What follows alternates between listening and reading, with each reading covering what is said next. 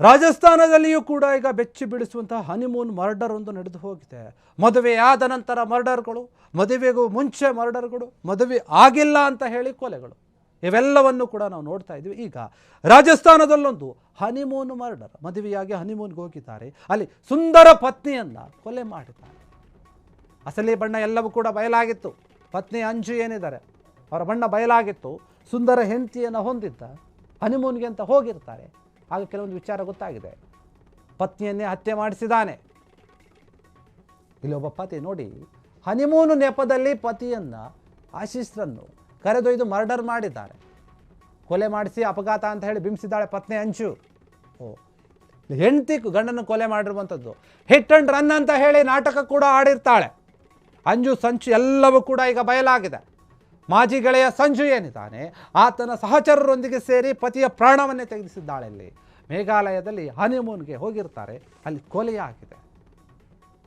ಕಳೆದ ವರ್ಷ ಸೋನಮ್ ರಘುವಂಶಿ ಏನಿದ್ದಾರೆ ಅವರು ಮಾಡಿದಂಥ ಕೃತ್ಯವನ್ನೇ ಇದು ಮರುಕಳಿಸ್ತಾ ಇದೆ. ಅಲ್ಲಿ ಕೂಡ ಹಂಗೆ ಆಗಿತ್ತು. ರಾತ್ರಿ 9ಕ್ಕೆ ವಾಕಿಂಗ್ ಕರೆದುಕೊಂಡು ಹೋಗಿ ಪೋದೆಯಲ್ಲಿ ಅಡಗಿದ್ದಂತಹ ಅಂತಕರಿಂದ ಪ್ಲಾನ್ ಮಾಡಿ ಕೊಲೆ ಮಾಡಿಸಿದ್ದಾಳೆ. ಪ್ರಜ್ಞಾಹೀನಳಂತೆ ನಟನೆ ಮಾಡಿದ್ದಾಳೆ.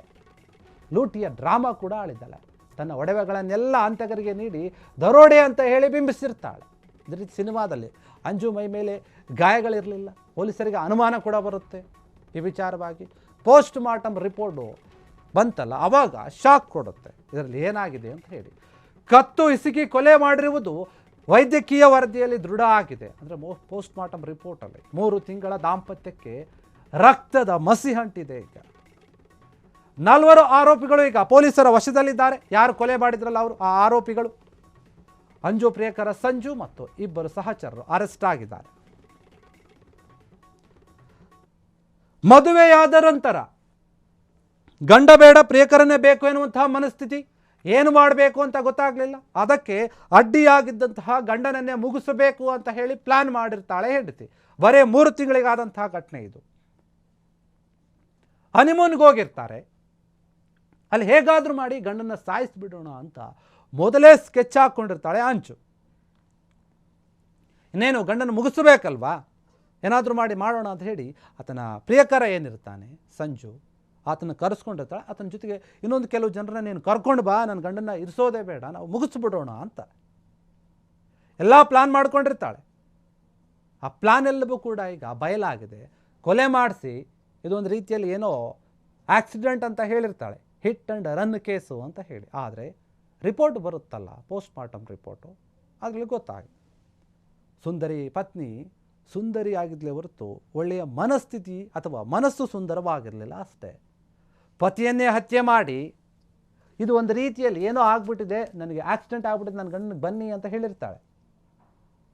ಕಿಲ್ಲಿಂಗ್ ಬ್ಯೂಟಿ ಅಂತ ಕರಿಬೋದು ನಾವು ಈಕೆಯನ್ನು. ನೋಡೋಕ್ಕೆ ಚೆನ್ನಾಗಿದ್ದಾಳೆ, ಅದರ ಮನಸ್ಸು ಚೆನ್ನಾಗಿಲ್ಲ ಅಷ್ಟೇ. ಹನಿಮೂನ್ ನೆಪದಲ್ಲಿ ಕರ್ಕೊಂಡು ಹೋಗಿರ್ತಾಳೆ, ಹೋಗಿ ಅಲ್ಲಿ ಮರ್ಡರ್ ಮಾಡಿಸಿದ್ದಾಳೆ.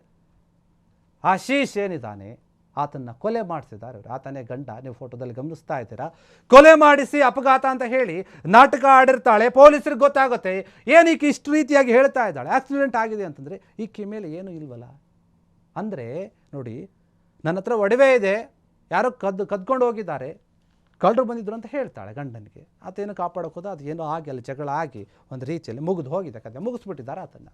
ಮೇಘಾಲಯಕ್ಕೆ ಹೋಗಿರ್ತಾಳೆ ಹನಿಮೂನ್ಗೆ ಅಂತ ಹೇಳಿ, ಅಲ್ಲೆಲ್ಲವೂ ಕೂಡ ಆಗಿದೆ. ಹೋದ ವರ್ಷ ಆಗಿರುವಂಥದ್ದು ಒಂದು ಘಟನೆ ಇದೆ, ಹೋದ ವರ್ಷ ಆಗಿತ್ತು. ಸೋನಮ್ ಮತ್ತು ರಘುವಂಶಿ ಅವರು ಏನು ಮಾಡಿದ್ರು, ಇದೇ ರೀತಿಯಾಗಿ ಹೋಗಿದೆ.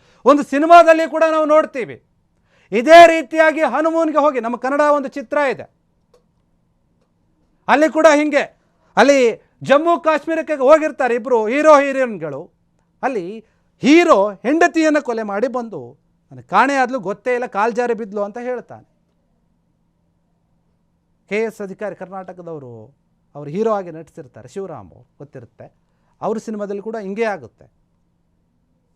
ಇದು ಕೂಡ ಅದೇ ಸ್ಟೋರಿ, ಸಿನಿಮಾ ಸ್ಟೈಲಲ್ಲಿ ನಡೆದಿರುವಂಥ. ಆದರೆ ಇಲ್ಲಿ ಹುಡುಗಿ ಕೊಲೆ ಮಾಡಿದ್ದಾಳೆ, ಹುಡುಗ ಅಲ್ಲ. ಒಂದು ರೀತಿಯಲ್ಲಿ ಈ ಹೀರೋಯಿನ್ ಅಂತಲೇ ಅಂದ್ಕೊಳ್ಳಿ. ಕೊಲೆ ಮಾಡಿ ಆಗ ಪೊಲೀಸರಿಗೆ ಅನುಮಾನ ಬರುತ್ತೆ, ಏನೂ ಇಲ್ಲ, ಏನೋ ಒಡವೆ ತಗೊಂಡಿದ್ದಾರೆ ಹಂಗೆ ಹಿಂಗಂತ ಗಂಡನಿಗೆ ಹೇಳಿದಾಗ, ಅಥವಾ ಅದನ್ನು ಕಾಪಾಡೋಕ್ಕೇನೋ ಹುಡ್ಕೋಕೆ ಹೋದಾಗ ಎಲ್ಲರೂ ಅಲ್ಲಿ ಪೊದೆಯಲ್ಲಿ ಬಚ್ಚಿಕೊಂಡಿರ್ತಾರೆ ಅಂತ. ಇದನ್ನು ಪ್ರಿಯಕರನ ಕಡೆಯವರೆಲ್ಲರೂ ಬಂದು ಆತನ ಮೇಲೆ ಅಟ್ಯಾಕ್ ಮಾಡಿ ಕತ್ತು ಎಸಕಿ ಸಾಯಿಸಿ ಬಿಸಾಕಿ ಆಮೇಲೆ ಇದು ಹಿಟ್ ಆ್ಯಂಡ್ ರನ್ ಅಂತ ಕೇಸ್ ಹೇಳಿ ಹೋಗ್ಬಿಟ್ಟಿದ್ದಾರೆ. ಪೊಲೀಸರಿಗೆ ಅನುಮಾನ ಬಂದಿದೆ, ಎಲ್ಲವನ್ನು ಕೂಡ ಸ್ವಲ್ಪ ವಿಚಾರಿಸಿದ್ದಾರೆ. ಆಮೇಲೆ ರಿಪೋರ್ಟ್ ಕೂಡ ಬಂತು. ಆವಾಗ ಎಲ್ಲವೂ ಕೂಡ ಗೊತ್ತಾಯಿತು, ಅಲ್ಲ ಇದು ಕೊಲೆ ಹಿಟ್ ಆ್ಯಂಡ್ ರನ್ ಕೇಸ್ ಅಲ್ಲ ಅಂತ. ಈಗ ಪೊಲೀಸರು ಎಲ್ಲರನ್ನೂ ಕೂಡ ವಶಕ್ಕೆ ಪಡೆದುಕೊಂಡಿದ್ದಾರೆ, ವಿಚಾರಣೆ ನಡೆಸ್ತಾ ಇದ್ದಾರೆ. ಕ್ಷಣ ಕ್ಷಣದ ಸುದ್ದಿಗಳಿಗಾಗಿ ಫ್ರೀಡಂ ಟಿವಿ ಸಬ್ಸ್ಕ್ರೈಬ್ ಮಾಡಿ, ಲೈಕ್ ಮಾಡಿ ಹಾಗೂ ಫಾಲೋ ಮಾಡಿ. ಹೊಸ ಸುದ್ದಿಗಳ ನೋಟಿಫಿಕೇಶನ್ಗಾಗಿ ಬೆಲ್ ಐಕಾನ್ ಮೇಲೆ ಕ್ಲಿಕ್ ಮಾಡಿ.